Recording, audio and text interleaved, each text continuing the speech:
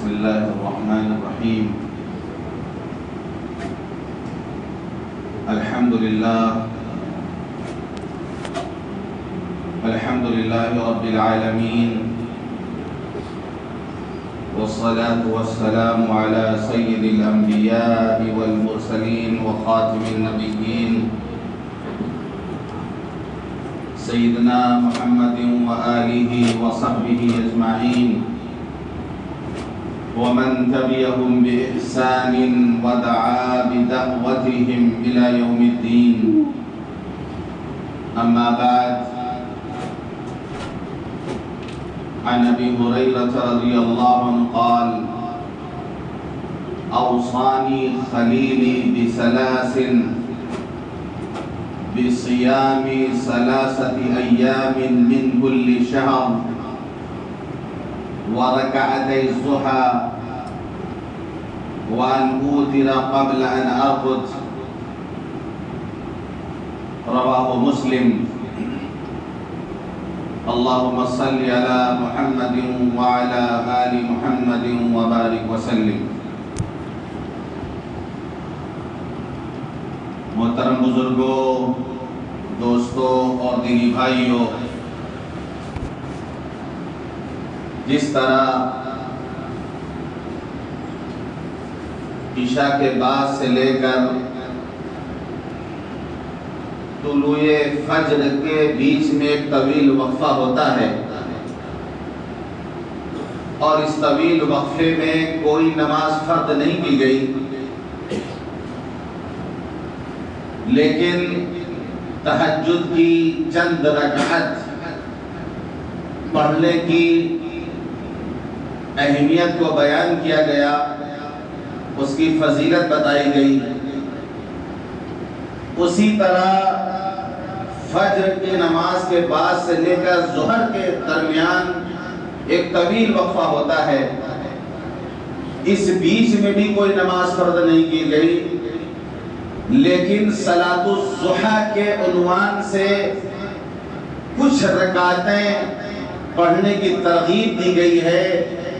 اس کی اہمیت کو بیان کیا گیا ہے، جسے ہم اشراق کی نماز یا چاشت کی نماز کہتے ہیں۔ اب یہاں ایک سوال پیدا ہوتا ہے کہ اشراق اور چاشت کی نماز ایک ہی نماز کا نام ہے یا کہ دو الگ الگ نمازیں ہیں؟ فقہاء اور محدثین کے نزدیک اشراق اور چاشت دونوں ایک ہی نماز ہے۔ اگر سورج نکلنے کے تھوڑی دیر بعد پڑھی جائے تو اس کو اشراق کہا جاتا ہے، اگر دن چڑھے پڑھا جائے 10-11 بجے تو اس کو چاشت کہا جاتا ہے۔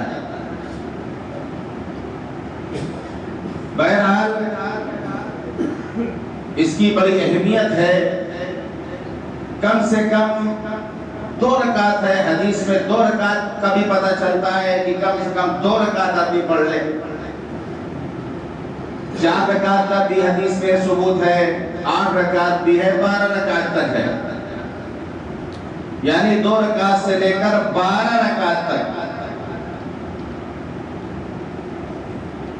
تو انسان سورج نکلنے کے بعد 15-20 منٹ کے بعد سے لے کر زوال سے پہلے یہ جو وقفہ ہے، اس درمیان یہ نماز پڑھی جاتی ہے۔ ہم لوگ ماشاءاللہ فجر کی نماز پڑھتے ہی ہیں، مسجد میں نہ صحیح گھر میں تو پڑھتے ہی ہیں۔ اس کے بعد اگر چاشت کی نماز کا، اشراق کی نماز کا بھی اہتمام کر لیا جائے، تھوڑی دیر تسبیح پڑھ کر، 3 تسبیح بتائی جاتی ہے صبح کے وقت پڑھنے کے لیے، شام کے وقت پڑھنے کے لیے، درود شریف کی ایک تسبیح پڑھ لے، تیسرے کلمے کی سبحان اللہ والحمدللہ ولا الہ الا اللہ واللہ اکبر، ایک تسبیح اس کی پڑھ لے، ایک استغفار کی پڑھ لے، استغفر اللہ ربی من کل ذنب واتوب الیہ، تسبیح پڑھے گا آدمی تھوڑی دیر میں اشراق کا وقت ہو جاتا ہے۔ 2 رکعت، 4 رکعت، 8 رکعت، 12 رکعت، جتنی توفیق مل جائے اتنی پڑھ لینی چاہیے۔ مسلم شریف کی روایت ہے، اللہ کے رسول صلی اللہ علیہ وسلم نے ارشاد فرمایا، یُصْبِحُ عَلَى كُلِّ سُلَامَ مِنْ أَحَدِكُمْ صَدَقَةٌ،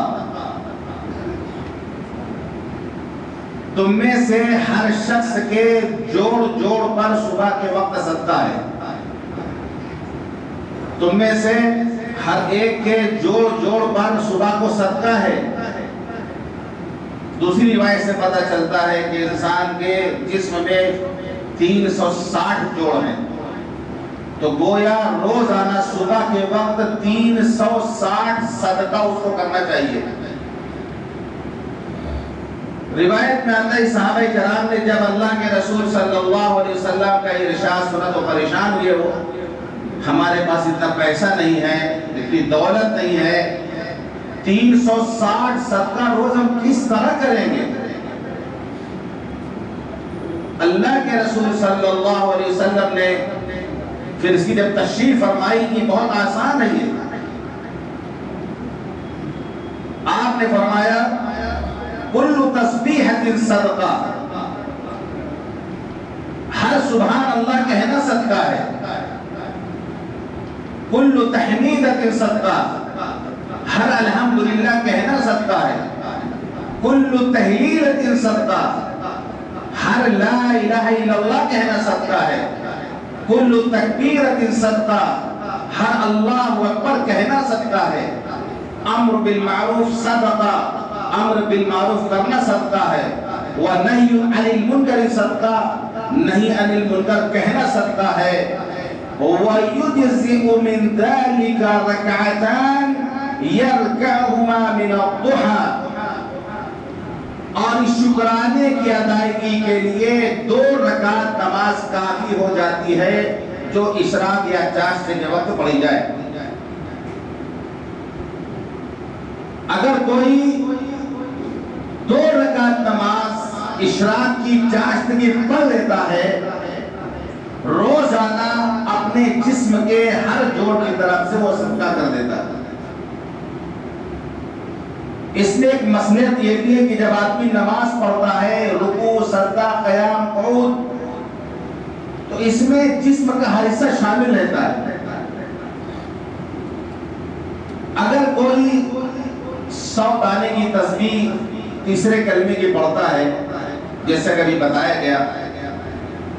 تو سبحان اللہ والحمدللہ ولا الہ الا اللہ واللہ اکبر، یہی ترتیب حدیث میں ہے۔ ہر سبحان اللہ کہنا صدقہ ہے، ہر الحمدللہ کہنا صدقہ ہے، ہر لا الہ الا اللہ کہنا صدقہ ہے، ہر اللہ اکبر کہنا صدقہ ہے۔ اگر کوئی ایک تسبیح پڑھ لیتا ہے تو 400 مرتبہ سب ملا کے ہو گیا، ایک تسبیح میں 400 مرتبہ ہو گیا، سبحان اللہ بھی ہو گیا، الحمدللہ بھی ہو گیا، لا الہ الا اللہ بھی ہو گیا، اللہ اکبر بھی ہو گیا۔ انسان کے جسم میں 360 جوڑ ہیں اور 400 مرتبہ پڑھ لے رہا ہوں ایک تسبیح میں، ایک تسبیح سے سارے جسم کے ہر جوڑ کا صدقہ ادا ہو جائے گا۔ اگر کوئی تسبیح نہیں پڑھ رہا، 2 رکعت اشراق کی چاشت کے پڑھ لے رہا، تب بھی ادا ہو جائے گا۔ اور نفع اس کا اتنا زیادہ ہے، اتنا زیادہ ہے کہ حضور صلی اللہ علیہ وسلم حدیث قدسی بیان فرماتے ہیں۔ حدیث قدسی اس حدیث کو کہتے ہیں کہ زبان تو جناب رسول اللہ صلی اللہ علیہ وسلم کی اور بات تو اللہ تعالیٰ کی، یعنی اللہ تعالیٰ فرما رہے ہیں، حدیث قدسی ہے، یا ابن آدم ارکع لی 4 رکعات، ارکع لی 4 رکعات من اول النہار اکفک آخرہ۔ اے آدم کے بیٹے، تو دن کے ابتدائی حصے میں 4 رکعت نماز پڑھ لیا کر، تو دن کے ابتدائی حصے میں 4 رکعت نماز پڑھ لیا کر، میں دن کے آخر حصے تک تیرا کام بنا دیا کروں گا، میں تیرے کام کی کفایت کروں گا، تیرے سارے مسائل میں حل کر دوں گا۔ اس روایت میں 4 رکعت کا پتہ چلتا ہے کہ اگر کوئی 4 رکعت پڑھے تو حدیث قدسی اللہ فرماتا ہے دن کے ابتدائی حصے میں پڑھ لے گا، شام تک اللہ اس کے ہر مسئلے کو حل فرمائے گا۔ گویا اس نے اپنے ہر معاملے کو اللہ کے حوالے کر دیا، اللہ پر اس نے بھروسہ کر لیا، اللہ پر اس نے اعتماد کر لیا، اپنی تجویز کو اس نے ختم کر دیا۔ اب جب اللہ اپنے آپ کو اللہ کو اس نے سپرد کر دیا تو اللہ تعالیٰ شام تک اس کی کفایت فرماتے ہیں، اس کے مسئلے پر اللہ حل فرماتے ہیں۔ اسی طرح روایت میں آتا ہے کہ اگر کوئی صبح کے وقت سورہ یاسین کی تلاوت کر لے، اگر کوئی صبح کے وقت سورہ یاسین کی تلاوت کر لے تو اللہ اس کے شام تک اس کے سارے مسئلے کو حل فرما دیتا ہے۔ بڑے مبارک ہیں وہ لوگ جو فجر کی نماز پڑھتے ہیں، پھر اللہ توفیق دیتا ہے وہ تسبیح بھی پڑھتے ہیں، پھر اللہ توفیق دیتا ہے سورہ یاسین بھی پڑھتے ہیں، پھر اللہ توفیق دیتا ہے 2 رکعت 4 رکعت 8 رکعت وہ صلاۃ الضحیٰ بھی پڑھتے ہیں۔ بڑے قابل مبارکباد ہیں ایسے لوگ، اور آپ کی مسجد میں ایسے لوگ موجود ہیں جو یہ سب کرتے ہیں، الحمدللہ۔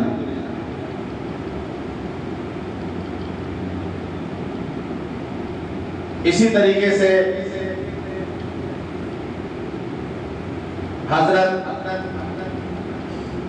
ابو ہریرہ رضی اللہ عنہ روایت کرتے ہیں کہ اللہ کے رسول صلی اللہ علیہ وسلم نے فرمایا من حافظ على شفعة الضحى غفرت له الذنوب وإن كانت مثل زبد البحر۔ کہ اللہ کے رسول صلی اللہ علیہ وسلم نے ارشاد فرمایا جو شخص 2 گانا چاشت کی 2 رکعت چاشت کی نماز کی پابندی کر لے، اللہ اس کے گناہوں کو معاف فرما دیتے ہیں، اگرچہ گناہ کثرت میں سمندر کے جھاگ کے برابر کیوں نہ ہو، چاہے جتنا زیادہ اس کے گناہ ہو۔ حافظ علی شفعة الضحى، چاشت کی 2 گانا کا اہتمام کر لے، اللہ اس کے گناہوں کو معاف فرما دیتے ہیں۔ جہاں اس طریقے کی حدیثیں آئیں، فضائل اعمال کے عنوان سے اس طریقے کی حدیثیں آئیں کہ اللہ سارے گناہوں کو معاف کر دیتے ہیں، تو وہاں پر یہ سمجھ لیجئے کہ اس سے مراد صغیرہ گناہ ہے۔ بہت سارے اعمال ایسے ہیں جن کے کرنے سے آتا ہے کہ اللہ سارے گناہوں کو معاف کر دیتے ہیں۔ فضائل اعمال میں،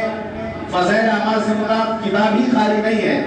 فضائل اعمال سے مراد وہ تمام حدیث جس میں اعمال کے فضائل کو بیان کیا گیا۔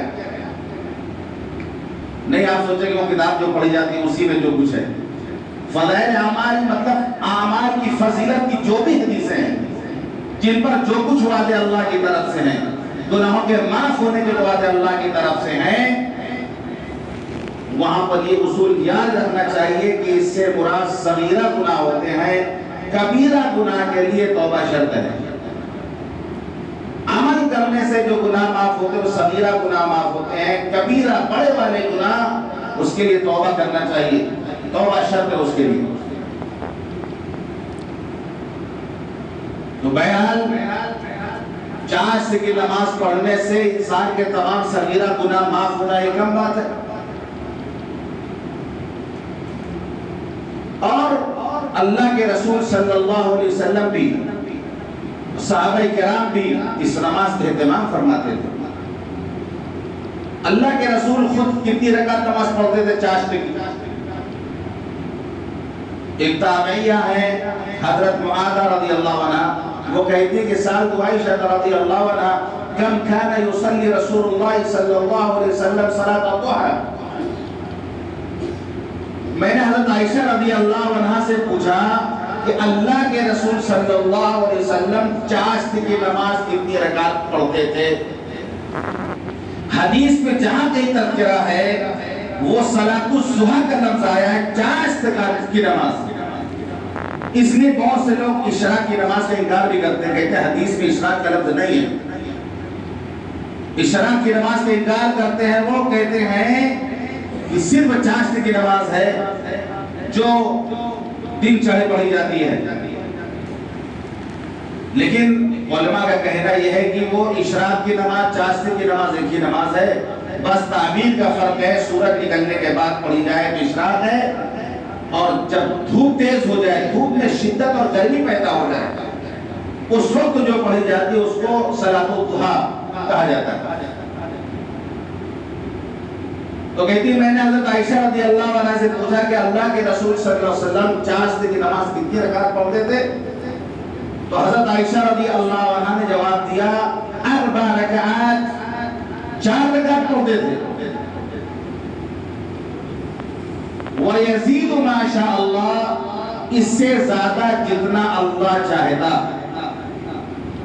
یعنی اکثری معمول حضور صلی اللہ علیہ وسلم کا 4 رکعت پڑھنے کا تھا، اکثر آپ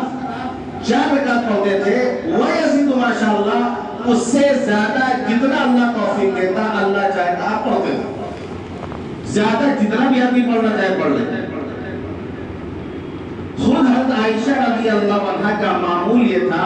کہ وہ چاشت کی 8 رکعت پڑھتی تھی۔ حضرت عائشہ رضی اللہ عنہا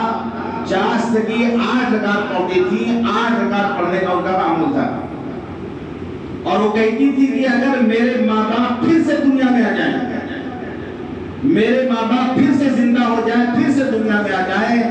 اور میں ان سے ملاقات اور ان کی زیارت کی خوشی کے موقع پر بھی میں اس نماز کو نہ چھوڑوں،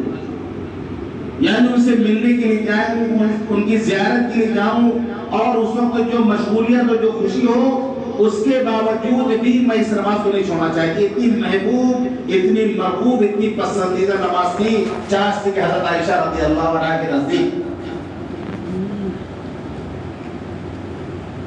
بخاری مسلم کی روایت ہے حضرت ام ہانی رضی اللہ عنہ، حضرت ام ہانی یہ حضرت علی رضی اللہ عنہ کی حقیقی بہن ہے، حضور صلی اللہ علیہ وسلم کی چچیری بہن ہے، ابو طالب کی بیٹی ہے۔ یہ ہجرت کر کے مکہ سے مدینہ نہیں گئی تھی، ان کا قیام مکے ہی میں تھا، انہوں نے ہجرت نہیں کیا تھا حضرت ام ہانی نے رضی اللہ عنہ۔ فتح مکہ کے موقع پر اللہ کے رسول صلی اللہ علیہ وسلم، فتح مکہ کے موقع پر اللہ کے رسول صلی اللہ علیہ وسلم جب مکے میں داخل ہوئے تو حضرت ام ہانی فرماتی ہیں کہ سب سے پہلے آپ میرے گھر تشریف لائے، چاشت کا وقت تھا، چاشت کے وقت آپ میرے گھر میں تشریف لائے، آپ نے وضو کیا، 8 رکعت آپ نے نماز پڑھی، آپ نے 8 رکعت نماز پڑھی، بہت مختصر، کہتی بہت مختصر، بہت ہلکی نماز آپ نے پڑھی، لیکن رکوع سجدہ بالکل مکمل آپ نے کیا، یعنی قرأت میں آپ نے تخفیف فرما دی تھی، چھوٹی صورتیں آپ نے پڑھی تھی، لیکن رکوع سجدہ آپ نے اطمینان کے ساتھ، سکون کے ساتھ کیا تھا، یعنی مکمل رکوع سجدہ آپ نے کیا۔ نماز آپ نے بڑی مختصر پڑھی تھی، چاشت کا وقت تھا یہ۔ تو بعض حضرات فرماتے ہیں کہ اس دن اللہ کے رسول صلی اللہ علیہ وسلم نے 8 رکعت پڑھی، وقت چاشت کا تھا، چاشت کی نماز بھی ہو سکتی ہے، ہو سکتا ہے شکرانے کے طور پر بھی آپ نے 8 رکعت اس وقت پڑھی ہو۔ یہ مکہ فتح ہو رہا تھا، آپ داخل ہوئے تھے، فاتحانہ انداز میں آپ داخل ہوئے تھے، تو آپ نے اس وقت شکرانے کی نماز پڑھی ہو، لیکن وقت چاشت کا تھا، اس لیے چاشت کی نماز اس کو کہہ دیا گیا۔ مختصر آپ نے نماز پڑھی، مختصر آپ نے نماز پڑھی۔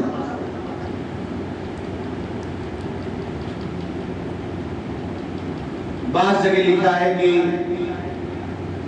اگر کسی کو یاد ہو والشمس وضحاها والضحى والليل اذا سجى، یہ سورہ پڑھے چاشت کی نماز میں، اس لیے کہ ان میں تذکرہ ہے دن کا، سورج کا، تو ان سورتوں کو پڑھیں چاشت کی نماز میں۔ اگر کوئی پڑھنا چاہے، کسی کو یاد ہو، تو والشمس وضحاها والضحى والليل اذا سجى، یہ سورتیں پڑھ سکتا ہے، مختصر بھی پڑھ سکتا ہے۔ حضرت انس بن مالک رضی اللہ عنہ فرماتے ہیں کہ اللہ کے رسول صلی اللہ علیہ وسلم نے فرمایا من صلى الضحى 12 ركعة بنى الله له قصرا في الجنة من ذهب، کہ اللہ کے رسول صلی اللہ علیہ وسلم نے ارشاد فرمایا جو شخص چاشت کی 12 رکعت، اس روایت میں 12 رکعت کا تذکرہ، جو شخص چاشت کی 12 رکعت نماز پڑھے اللہ تعالیٰ اس کے لیے جنت میں سونے کا محل بناتے ہیں، جنت میں سونے کا محل اس کے لیے اللہ تعالیٰ تعمیر کر بن اللہ له قصرا، اللہ اس کے لیے محل تعمیر کرتے ہیں جنت میں من ذهب، سونے کا۔ تو اس روایت میں 12 رکعت کا تذکرہ ہے۔ تو سب سے آسان شکل یہ ہے کہ آدمی 4 رکعت پڑھ لے، سب سے آسان ہے، نہ 8 نہ 12، زیادہ لمبی پڑھے گا تو تھک جائے گا، 2 دن بعد چھوڑ دے کر نہیں پڑھے گا،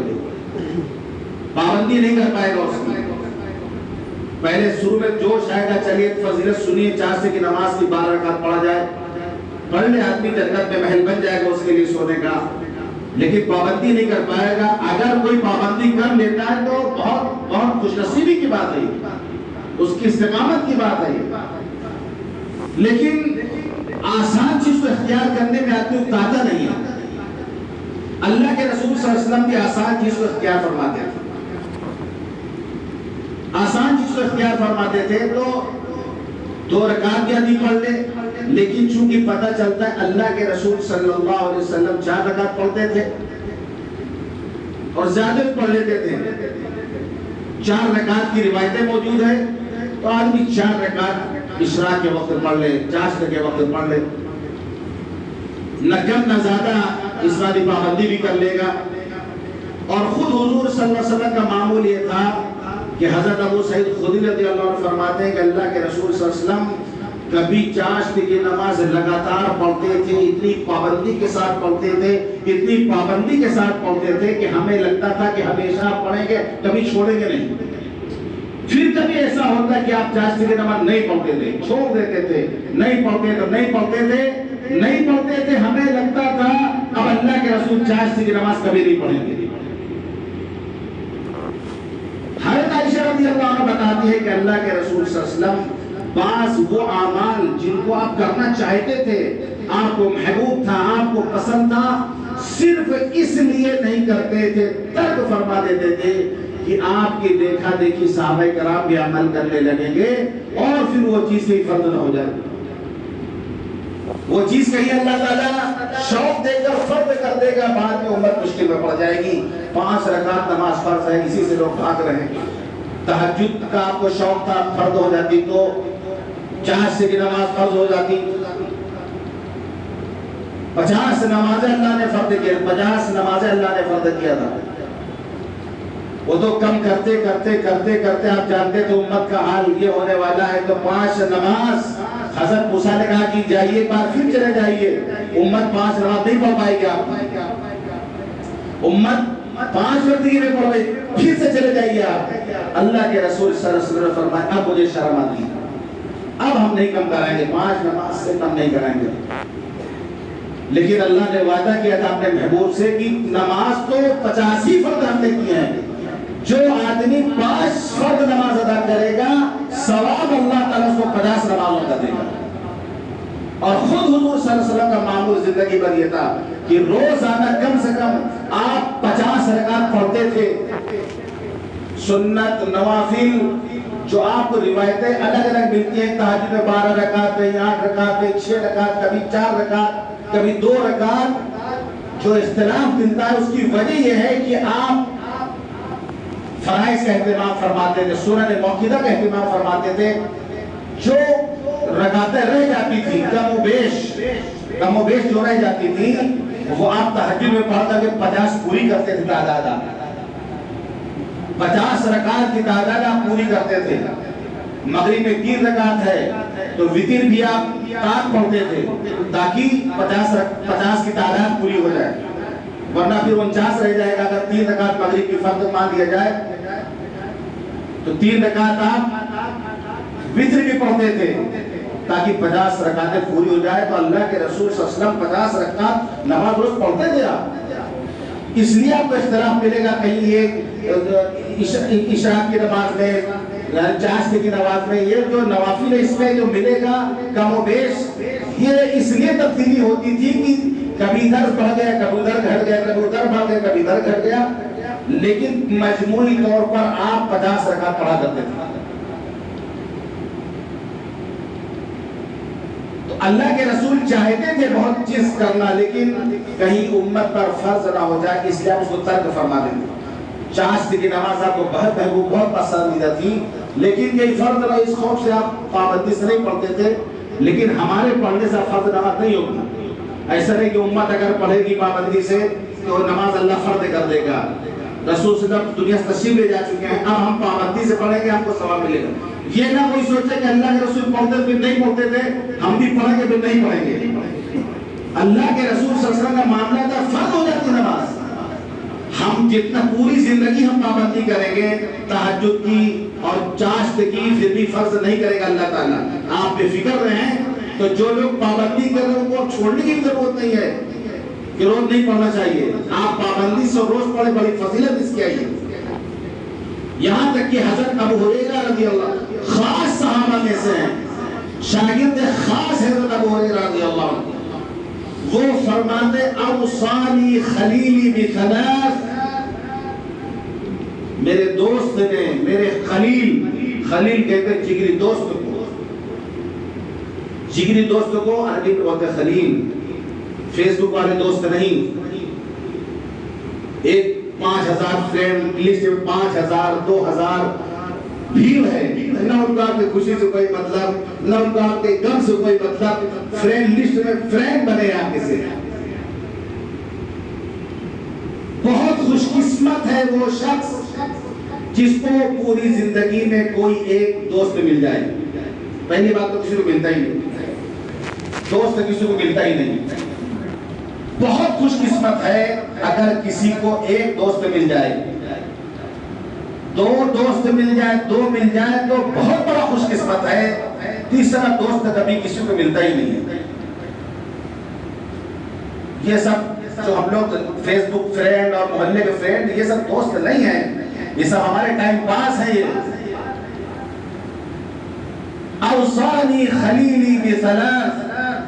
حضرت ابو ہریرہ فرماتے کہ میرے دوست نے، میرے محبوب نے،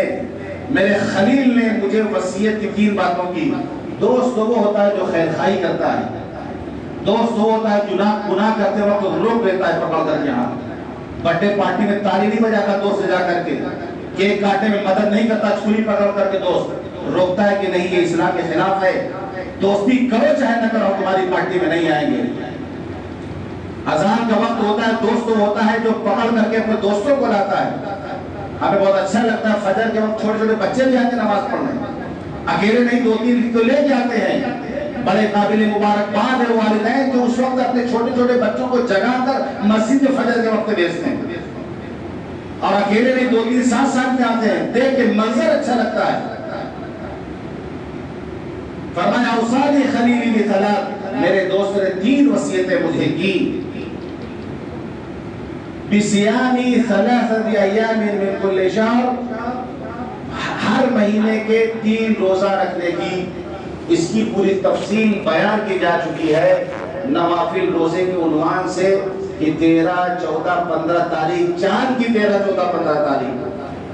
اس سے ایک فائدہ تو ہوگا، آدمی چاند کے تاریخ یاد رکھے گا جو ہم کو یاد نہیں رہتی ہے، ورنہ پھر ایک دن ایڈوانس میں روزہ رکھ لے گا اگر دھیان نہیں دے گا باقر بھائی کی طریقے سے۔ یعنی اگر تاریخ بڑھیا سے آپ نہیں رکھے گا، ایک روزہ اس کو زیادہ لینا پڑ جائے گا۔ ایک تو دھیان دے گا کہ ہم کو جو ہے تاریخ یاد کرنا ہے اچھے سے، تو اس سے ایک فائدہ ہوگا کہ اسلامی چاند کی تاریخ اس کو یاد رہے گی۔ 13، 14، 15 یہ 3 روزہ مہینے کا رکھنا، اس کی فضیلت سب بیان کی جا چکی ہے۔ تو اللہ کے رسول صلی اللہ علیہ وسلم نے وصیت کی تھی کہ میں مہینے کے 3 روزے رکھا کروں۔ دوسری وصیت کی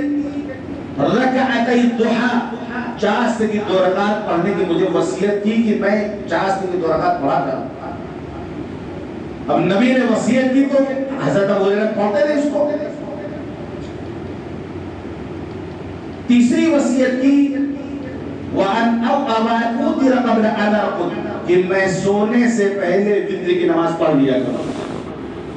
مولانا تھے حضرت ابو ہریرہ، سب سے زیادہ حدیث کے راوی حضرت ابو ہریرہ ہیں، ان کو حکم تھا نبی کا کہ سونے سے پہلے وتر پڑھ لو، یہ نہیں کہ تہجد کے ٹائم پڑھیں گے اور علم کی مشغولیت کی وجہ سے تہجد میں روکتا ہے وتر بھی چلی گئی۔ جس کو پورا یقین ہو وہ تہجد کے بعد جو ہے وتر پڑھے، جس کو سو جانے کا ڈر ہو، اس کی بھی تشریح کی جا چکی ہے، بتایا جا چکا ہے، تہجد کے بیان میں تفصیل کے ساتھ بتایا جا چکا ہے، وتر کے بیان میں تفصیل کے ساتھ بتایا جا چکا ہے کہ سونے سے پہلے آپ عشاء کی نماز کے بعد سب سے آخری نماز وتر کو بنا لو، یعنی جو بھی پڑھنا ہے، جو بھی نفل پڑھنا ہے، سنت پڑھنا ہے، سب پڑھ کے آخر میں وتر پڑھ لو۔ تو ان تین باتوں کی وصیت کی تھی اللہ کے رسول صلی اللہ علیہ وسلم حضرت ابو ہریرہ رضی اللہ عنہ۔ اس سے چاشت کی نماز کی اہمیت کا اندازہ لگ رہا ہے کہ حضور صلی اللہ علیہ وسلم کو یہ نماز کی اتنی محبوب تھی کہ آپ تو پابندی نہیں کر پاتے تھے اس لیے کہ کہیں فرد نہ ہو جائے، لیکن صحابہ کرام کو آپ نے وصیت کی تھی کہ نماز کو پابندی سے پڑھنا۔ تو ہم بھی کوشش کریں، اس چیز کو کوشش کریں۔ ابھی جو ہمارا موضوع چل رہا ہے وہ نوافل کی طرف چل رہا ہے، فرائض کے علاوہ جو نفل روزے ہیں، نفلی نمازیں ہیں، یعنی فرائض کے علاوہ ان کا بھی اہتمام ہونا چاہیے ہماری زندگی میں، نفلی نمازوں کا اہتمام ہونا چاہیے۔ تو جو نمازیں جن کا وقت متعین تھا، تہجد کی نماز، چاشت کی نماز، اوابین جو مغرب بعد، ان تمام نمازوں کا تذکرہ تقریباً آپ کے ساتھ تفصیل سے ہو چکا ہے۔ کچھ نوافل ایسی رہ گئی ہیں جن کا وقت متعین نہیں ہے، کسی بھی وقت ان کو پڑھا جا سکتا ہے، پھر انشاءاللہ اس کو بیان کیا جائے گا۔ اللہ تعالی ہم سب کو کہنے اور سننے سے عمل کرنے کی توفیق عطا فرمائے۔ وآخر دعوانا الحمدللہ رب العالمین۔